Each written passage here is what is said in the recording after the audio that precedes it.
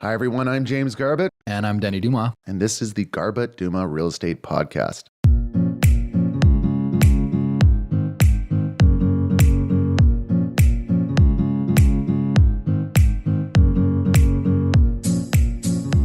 It is June.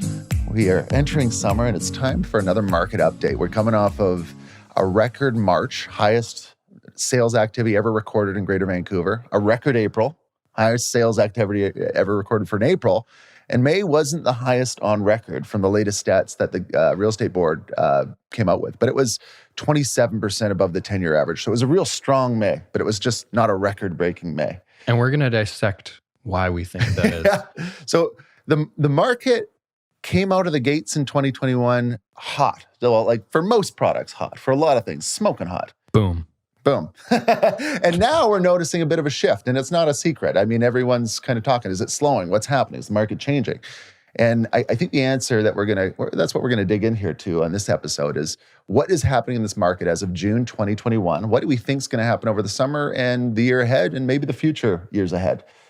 And it is important to understand, or at least to acknowledge, that as a consumer, you're probably confused. Like, what is happening? Where are market values going? You're not alone. I've had a lot of realtors, like dozen, in the last week or two at showings ask me, what's happening? Is the market slowing? Is this going to be a really slow summer? So everyone is confused. We just see so much on a weekly basis. We see so many properties and have so many negotiations with offers that feel like we have a pretty good understanding of what is going on currently that we're going to try to explain and where we think the next 6 months are going to go. This is the fun part. We just kind of get to. Shall I dig into some stats just so we can start the baseline with data, Denny? Your favorite thing? Yeah, that's exciting. So just to talk about, like, detached homes have been on the forefront, and just kind of giving you some numbers, because the appreciation that we've seen in 1 year is pretty significant in some areas. So where we, in some markets that we work in, I'd say these would be on the lower end of the spectrum. Burnaby went up 17%, New West 19%, Vancouver East 18%.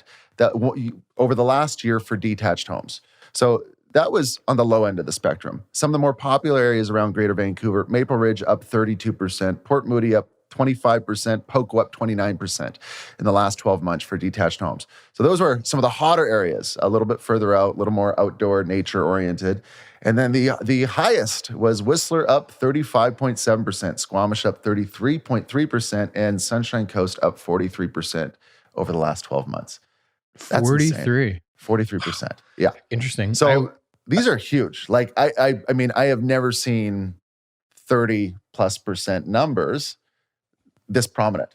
I've seen that 20% threshold in previous hot markets, but that is a significant change. And to add to that, like, not that we do have a foreign tax. A lot of our market is driven by local buyers, but if you look at the Canadian dollar versus the US dollar in this last 1 year, Canadian dollars appreciated 10%-ish over that time. So not only has our values gone up, say, in New West 19 and Port Moody 25 or in Sunshine Coast 43%, but internationally, add another 10% to that if we're talking about international dollars. So we're talking about a lot of gain in a short period of time. It's interesting. I chatted with someone yesterday who was looking to buy a recreation property in Kelowna, and he just said it's ridiculously competitive. Like, it's more competitive than it is in Greater Vancouver. And it's kind of interesting to look back at years past where we went on runs in Greater Vancouver, and it seemed like other parts of BC were 12 months behind. Seemed like 2016 was a crazy year in Greater Vancouver. Then 2017, 18, the island did really well, and like Sunshine Coast and, the interior, wherever, versus it seems like it's like just been such a quick transition to get into those smaller towns this year. I think we've been talking about, I think in 2016 is when we really started noticing a trend for people cashing out of the high prices and going to, say, the Okanagan or Island. In the last year, Kelowna's gotten a lot of attention. It seems to be in the limelight. Victoria, from my understanding, I mean, is incredibly active as well. More probably townhouses and detached homes is my guess. I don't know how the condo market there would be doing, but these other areas don't seem to, like, we've been talking about Kelowna for at least 5 years. And I think for the next 5 years, we might still be talking about Kelowna. Totally. And areas, that's just Kelowna. Let's call the whole Okanagan. In a virtual world, there's less of an incentive to be in a busy city and more to live that lake life. Honestly, the biggest head scratcher for me from those stats that you just said was Whistler. It's such a 35.7%. And remember, like the season was like the mountain was closed at periods of time. And clearly Whistler doesn't rely on the mountain as much as it used to. The outdoor trails, mountain biking, lakes, Whistler is pretty bulletproof. It's pretty special, but I think it's really limited by supply. Yeah. And it obviously is a very high-end market. But yeah, 35.7% up detached homes in 12 months. Crazy. There was a time, Denny, I want to say it was like 8 years ago, maybe it was 10. Don't hold me to it. But I looked at, I went down a wormhole in a Whistler real estate, and I looked at this little cabin that was on the fronting onto Alta Lake, waterfront, but it had the train tracks in front of it. It was on the far side of the lake, opposite side of Whistler Mountain. And it was $700,000. And I think that land today is worth $3 million. And that was like 10 years ago. $700,000. Compare that to something in Burnaby New West that 10 years ago was $700K. What is that land worth now? 1.4? Yeah, I think a good scenario in a best case scenario over 10 years is a double. Yeah. And it's probably more likely 90% up than 100%. So, yeah, there's some areas that can triple or quadruple. Well, I mean, this is an anomaly. Like, I see thousands of properties, and that, the rare examples are the ones that stick out. Yeah. But missed that boat, Denny. There will be others. There will be others. I guess kind of talking about the high price points. In May, two areas stuck out as having the highest detached average price point. And of course, West Vancouver took the lead. West Vancouver took second place at 3.14 as the average detached home sold. And the west side of Vancouver took the lead at 3.38 million as the average price for a detached home sold. So not surprised that we're seeing over 3. It used to be like that milestone was being over 2. I think in a few years we might talking about the west side and West Van being over 4, but we'll see when we get there. Condos, so the big numbers there across Greater Vancouver as a whole, detached homes over 1 year, 23% up. Condos are not the same story. Across Greater Vancouver as a whole, it's 7.9% up. So condos are not reaping the same rewards. And, we'll get into predictions moving forward. So we might see some of this data change, depending on what Denny predicts, because Denny's always right. but for condos, 7.9% up. Areas, New West was up 7.8, Burnaby 6.2, Vancouver 6.9 over the last 12 months for condos. Some areas that performed a little better, Port Moody up 8.2%, Poco up 13.7%, Maple Ridge up 13.8%. So Tri-Cities, further out. I guess the more affordable areas, like Maple Ridge, obviously a standout, 13.8%. Wood frame and Maple Ridge condos have performed quite well and have been outperforming the condo market. And I think that's obvious reasons. You get more space and location premiums are down. Totally. So let me summarize what I think is happening right now. Yeah, go for it. Because these questions of, is the market slowing? I don't like using the word slow. Slow has a negative connotation in real estate. It sounds like prices are going down, and that I have not seen that yet. But from November, December to April, we saw, like Jamie just reviewed with you in quite good detail, actually, prices jumped a lot, right? We're talking about on the low end, 18 to 20% in Greater Vancouver in a 4 or 5 month window. That's not sustainable. If that continues through an entire year, a $1 million house is now going to be $2.5 million by the end of the year. And that is it's not sustainable. It's not going to happen.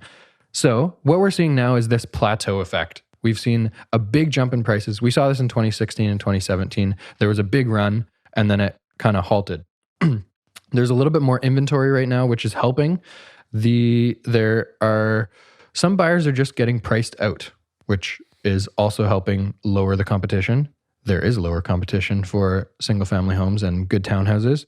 Instead of seeing 20 plus offers like we were seeing early in the year, now a really good house that is priced correctly, not stupid low, is getting 5 to 8 offers, which is a little more manageable on the buyer end. I mean, what would you say just as a percentage if we did a comparison from, say, 3 months ago or 4 months ago? Offers or showing number for like, use a typical $1.4 million home. How many showings would a $1.4 million home get 3 months ago versus today? Yeah. And offers 3 months ago versus today? It's way less than half. So I'd say 3 months ago. I'd say a third. Yeah, totally. About a third? Totally. Yeah. 3 months ago, you might have 60, 70, 80 showings on a good house. Let's use Poco. I'm remembering a few specific examples of like young couples that we had looking in February, March, that it was ridiculous. Like trying to get a showing, first of all, was ridiculous. And then once you get the showing, you're there. You have 5 minutes to run through the home because there's 40 people waiting outside. And that was Saturday. Sunday was the exact same. So I would say it's gone from like, let's say 50 to 70 showings for good homes in the Tri-Cities. For like a top tier, yeah. Yeah. Down to maybe somewhere in the 20 range. Yeah. And that's a successful, hot product. Totally. That's like an 8 or 9. Totally. Yeah. A very different product, but we had a Surrey condo that we listed what we thought was slightly high because it was higher than the most recent sale, which was 30 days ago. Get 25 showings this past week and 7 offers. So that to me is kind of like right in the range of a busy property right now. That would be, absolutely. Very busy, yeah. One thing that I think is really important and helping this plateau effect is that seems like sellers and realtors are now, because there's maybe more inventory and it's a little risky to price low, but a lot of homes are being priced in market value range versus like January, February, March. Maple Ridge was a great example. Home priced at $799 sells for $1,050,000. Next home comes on the market next week, prices at $799 again. Sells for $1,060,000. But like, we've done podcasts on this stuff, and when you're getting 30 offers on a property because you price it $250,000 low, 25 of those offers literally have no chance. So in pricing properties at market value or around market value, which a lot more of the market is doing in the last 60 days, let's say, you are just eliminating the people that can't afford it. You know, simply put, the conversations we're having with sellers or potential sellers is if you underprice for that intentional multiple clean offers scenario, it's less likely to work out today than it was a few months ago. A few months ago, it was very predictable. There was just nothing available.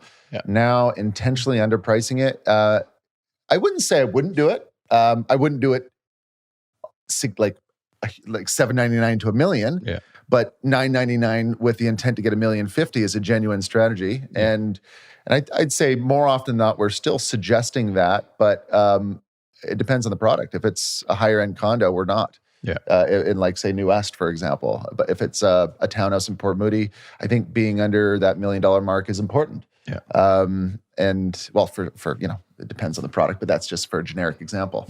And don't get us wrong, there are certain pockets that are bulletproof right now that are insanely hot. Like there's little segments that just don't have enough supply. And like a top tier detached home on a street in Port Moody is going to get a lot of attention and eyes. And same with North Van, and same with probably, you know, a townhouse with good outdoor space in Mount Pleasant, you know? So the 8, 9, 10, the top tier caliber properties still get all-time peak pricing. On that note, I will say though that first few months of the year, we saw prices climb every single week. It was like new record, new record, new record, versus now, I call it this plateau, that we've kind of established new market values for 2021 in a lot of neighborhoods. And we're seeing sale prices right around those numbers for multiple weeks in a row. And draw a line. That's a plateau. Usually in the like, it's hard to predict. Like rarely do I predict a flat market for the next year or two. Oftentimes what you find in a flat market is there was a spring that went up a little bit and a fall that went down a little bit. Yeah. So it kind of moves a little bit in one direction or the other, but it's relatively flat as a whole. you know, well, Denny, we're going to get into predictions in a bit here, but before we do, let's kind of acknowledge where our predictions are coming from and some factors that are happening right now to get there. Because we're in June and they just introduced the new stress test rules are in, which in a lot of scenarios, it decreases your lending by about 4.5%. And in addition to that, we stress test in, more supply. So the listing supply is up. Yeah. Fixed year, 5-year fixed rates are above that 2% mark. So money's getting expensive. It's still historically very, very cheap. Like the rates are very low, but there is, we were seeing 5-year fixed rates underneath that 2% variable. So what does that mean? These are slight lending knobs that they're turning to tighten the credit, tighten the money supply a little bit, increase supply of listings. I think that likely is going to mean to a slower summer.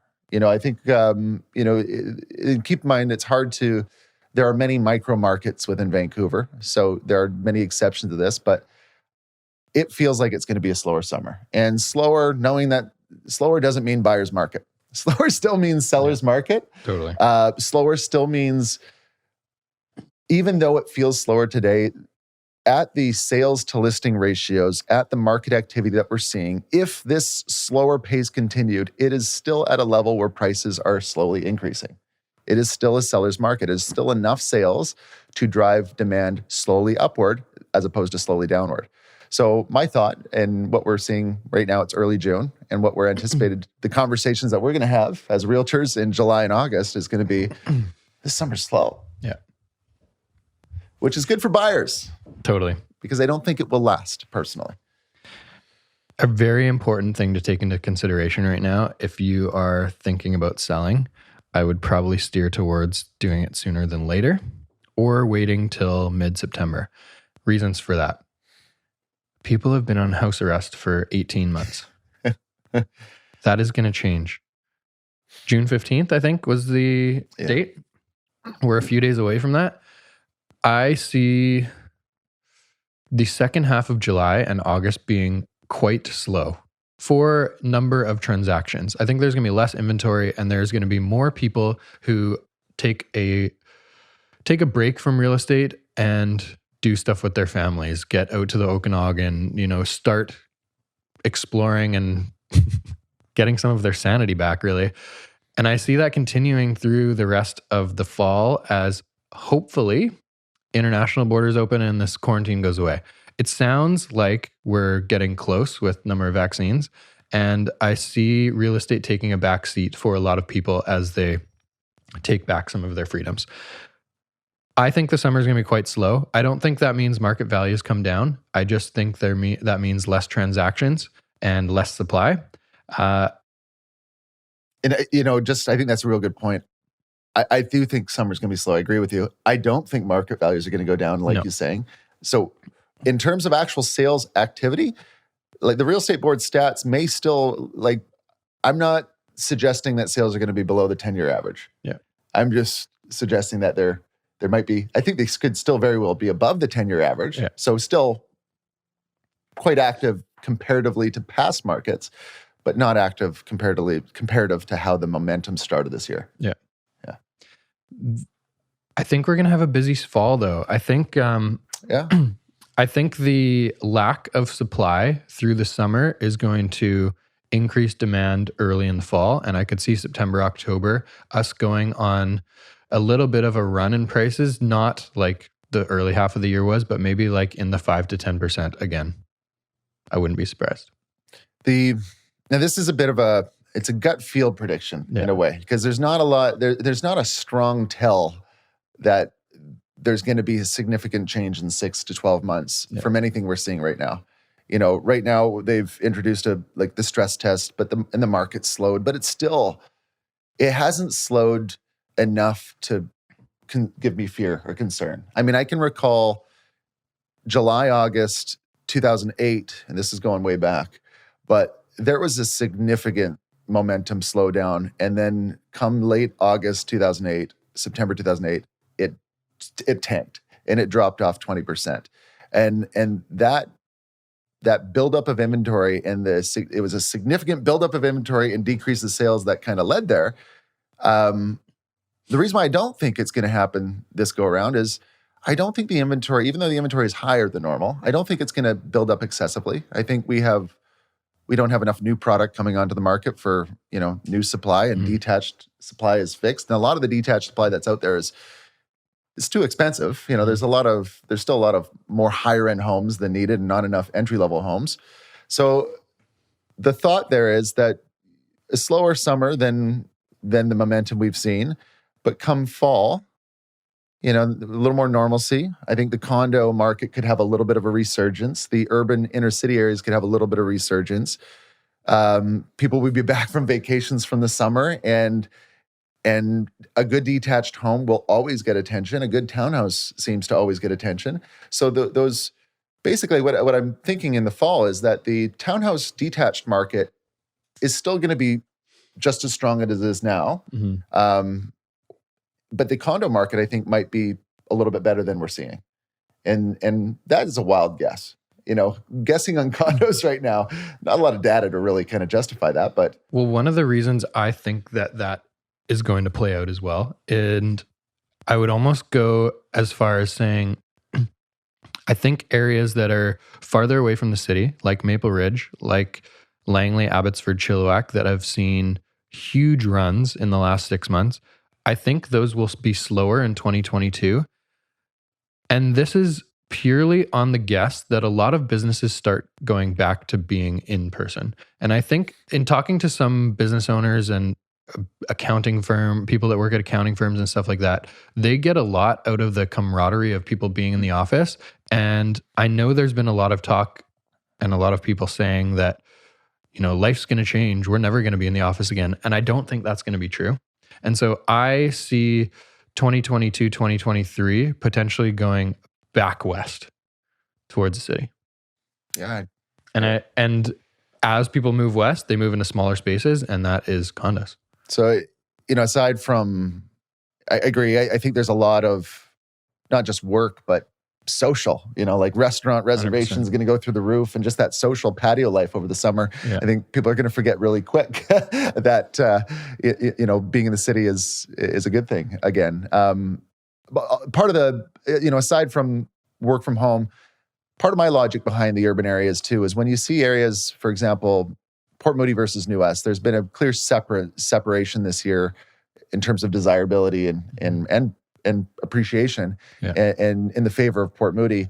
When areas like, say, North Van, Port Moody get expensive because they become very hot, other areas that lag behind, I've noticed in past markets, they kind of catch up a little bit. Yeah. So if the gap gets too much for like an apples to apples house in Port Moody versus New West, where that Port Moody home's got a little more expensive, if the market isn't slowing to the point where prices are backtracking, usually that New West house will catch up to a little bit. Maybe not to the same point, but we've seen it. I've seen the difference between New West and Burnaby, and right now I'm seeing a little bit of a shift between New West and Port Moody.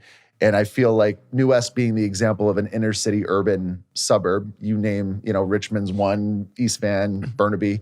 But I think that those are going to be brought up a little bit when you compare them to other areas, or like the areas that are the hottest spots. Yeah. The other thing, just simply like construction costs and the cost of construction aren't going down. So the structure value of our real estate has gone up recently, and I've definitely noticed that. One potential trend around the corner that could come is if these construction, like the cost of lumber, you hear the horror stories, you hear people's trades being insanely busy, everyone being booked, all these costs going up. If costs go up significantly, it could impact land value, because a lot of cities aren't making it easy to build a home. They're making the requirements more strict and difficult. And if the costs go up, I would say one significant difference between today and 2016 is in the last peak of 2016, I think cost of construction for a spec home in, say, Burnaby, New West, might on the low end start at $150 a foot. That would be low, but that's like a 4,000 square foot home, really low, not talking management fee, just maybe it's one. Well, yeah, I know it could be done on the low end for $150 at 2016. It wouldn't be a luxury build. But that 150 today would be arguably 250 or 225. So just the same structure has probably gone up $75 a foot on the low end in 5 years. Mm-hmm. What's that going to do to land value? That was what we'll say. But land is fixed, and mortgage rates are cheap. And so when you look at all the factors that control things, maybe we don't see some of the lucky land value sales we saw in 2016, but land as a whole isn't going away. Yeah. So one thing that I will say, I think a good structure, maybe in past markets we would look at a 2,500 square foot home on a 6,000 square foot lot, and we would say, well, you can build a 4,000 square foot home there, so it's 1,500 square feet short, so it's mainly land value here. So maybe this place is worth 90% land value, 10% house, and maybe that amounts to like 1.3. The thought is that 2,500 square foot home moving forward they might attribute more value to that, and it might separate from land value. So that land value of that lot might still be 1.2, but that structure value has gone from 100,000 to maybe 400,000, and I'm seeing that like a turnkey home, especially with you look at the process of building and the cost of building. Yeah, I think that's going to be more and more desirable. There's just not enough turnkey homes with decent layouts in, well, you name it, the more affordable price point of X city. Totally, I agree. Denny, that's pretty good. Do you want to share some kind of sales that come to mind that tell a little bit of a story of, I don't know, some maybe winners or losers of the market? Because I do, and I'm saying that because I always, knowing that we were going to do a market update episode today, I wanted to look at the last 30 days to sales to see if there was some stories that and I was specifically looking at detached homes for the most part because that's where you get the most wild and crazy stories. And one article caught my interest the other week that a 33 by 22 foot newer house in East Van sold for $4 million. And I thought, wow, got $4 million. Because we sold basically a land value property on 21st near Mount Pleasant, East Van for just over $2 million. And at the time, I think in East Van with a 33 by 22, that was the highest kind of land value sale. And then at that time, a new home on that lot would have sold for the low threes, maybe 3.2, maybe 3.3 if they're lucky, but maybe $3 million because there wasn't many, it was a different market. And now that $3 million has turned into a $4 million. So I thought, wow, is this the highest sale ever in East Van? And so then I looked at the last 30 days and I said, no, it's not the highest sale in East Van. There was a sale in East Van on Ontario Street for $5.52 million. Now, this is a block west of Maine, so it's on the west side of Maine. But I thought $5.52 million, 40-foot frontage in an East Van address, that's got to be the highest sale. And it's not. It's not. There was actually a $7 million sale with an East Van address earlier this year. Now, it did not look like a house. It was I think it was on East 5th, 56 East 5th, $7 million, 6,688 square feet. It looked like kind of an industrial building that was retrofitted into a house. It was just a special structure. $7 million. But that is an anomaly. But 5.52 looked like a normal house, $4 million. I was wowed at $4 million for a 33 by 122. And then I found out there was a few others that wowed me even further. Yeah. So outside of the East Van, good quality, high-end luxury detached getting a premium. I also was kind of intrigued to see that Alderside, our waterfront street in Port Moody, one of my favorites, had two waterfront homes sell, one for $2.9 that was a fixer-upper on the water, and one for $3.8 that was about a 20-year-old home. Nice 20-year-old home on the water for $3.8 million on the waterfront of Alderside. My favorite street in Port Moody, I would say. That's high. It's high. 3.8. Well, 3.8 on water is for, I think it was like a 4,400 square foot home built in 2002. That's not too bad for waterfront. Well, 12 months ago, that's probably under 3. Which, based on a 25.3% appreciation in 12 months. Yeah, you know what? You're right. 12 months ago, well, maybe 3 million? Maybe 3 million. Yeah. 3 million. It's pretty good. 12 months from now, it could be 5 million. Could be more. Yeah, I do feel that if this market, say, softens but doesn't backtrack, I do feel that these unique detached homes that are very desirable will continue to get more outrageous just because of the cost of construction and the process to get there, inflation, low rates, all these other things going on. Mm-hmm. I think we'll see more crazy high-end sales. And Anmore is a sub-area that's loaded with luxury homes that needs a couple of years of phenomenal market to offload the inventory. Maybe my prediction for 2023 is that will be the year where Anmore finally loses its excess inventory. So any, and I, you know what, last night I had a client offer on a North Burnaby home, and this North Burnaby home was the first example I saw of a Burnaby detached home getting a higher price than the peak of 2016 market. Really? Where, what neighborhood? Simon Fraser University area, foothills of Burnaby Mountain SFU. Wow. A lot of structure in this home. It was like 4,200 square foot home. So it was in the sweet spot of having a lot of structure value. I think if there was a lot on the same street right next door in 2016, it would have got a better price than it did today. But with this house sitting on it, this particular home sold for 1,838 in February 2016, the peak of a Burnaby market back then. And I don't know the price, but I'm guessing it was a 1.9. We didn't get it, and there were 7 offers, and that was I kept on telling the client, I don't think we're at 2016 February prices, and I was wrong. So I guess the example that comes to mind is just comparing houses with suites and without. And we had one in New West that was 2 pretty similar homes that listed 2 weeks apart from each other on 5th Street. Ours did not have a suite, had 35 showings, 0 offers week 1. The other one had a suite, had approximately the same amount of showings, but got 5 offers. That one sold 1.7. It was a bit of an anomaly sale, but if we're talking about winners and losers in 2021 so far, that was a big winner because that land value is not near 1.7. Might be 1.3 to 1.4. And the house without a suite got 1.45.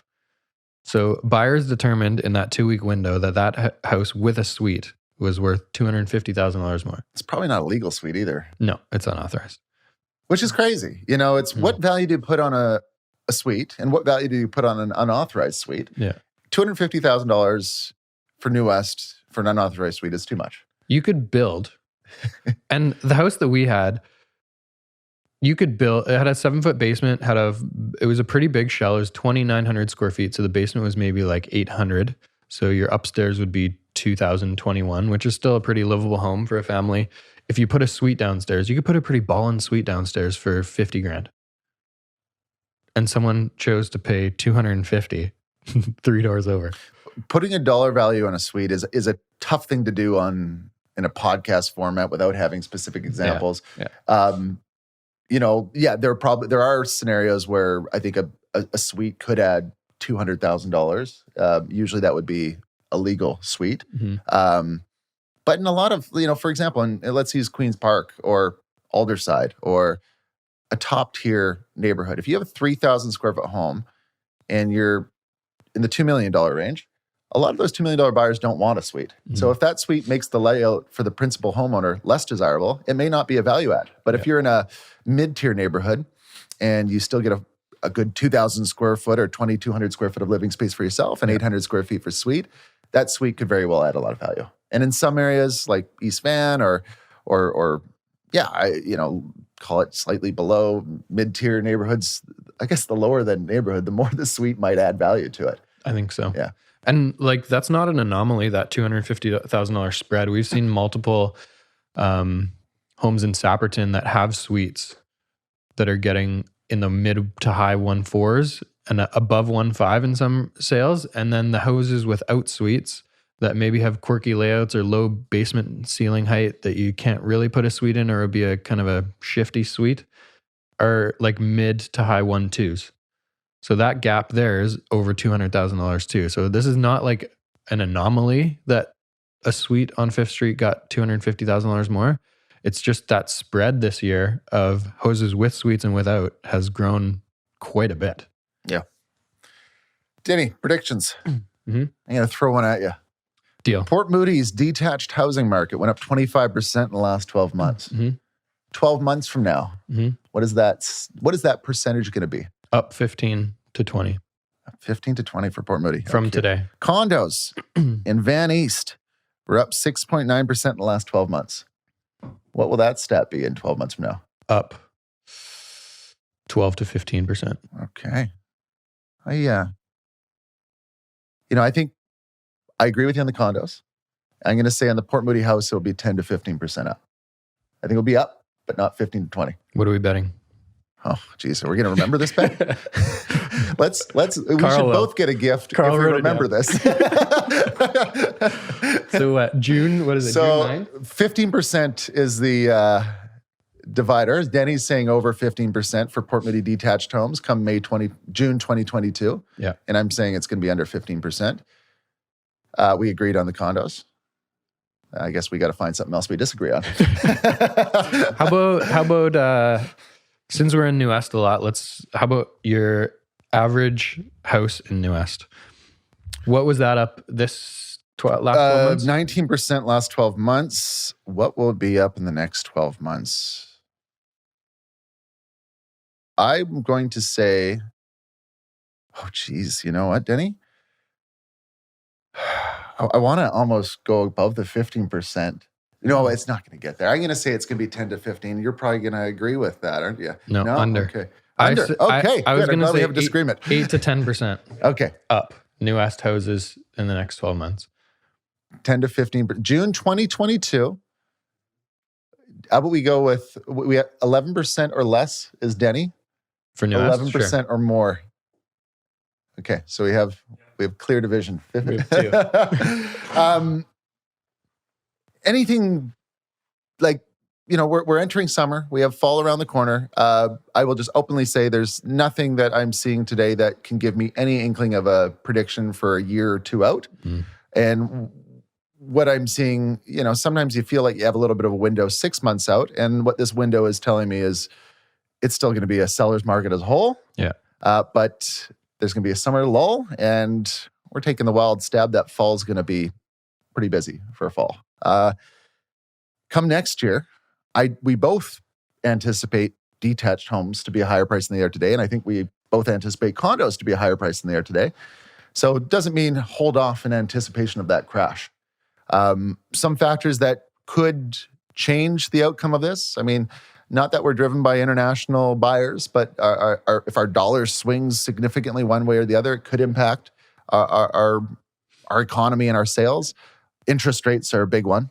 If interest rates, inflation is high. So at some point, I feel that they're going to trigger interest rates up to correct that. But I just don't think it's going to be I don't think it's going to be a significant correction in the next, say, 6 to 12 months. So I think that's going to be a couple of years out. And I think our city as a whole does a pretty good job of keeping our supply relatively tight.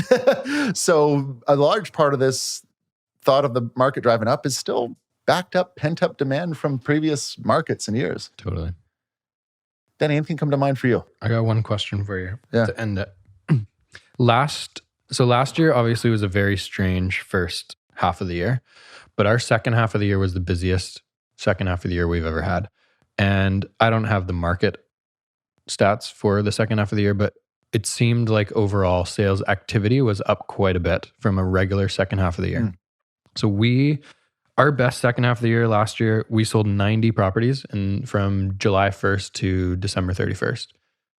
Do you think that number and sales activity is higher or lower than that this year? Ooh.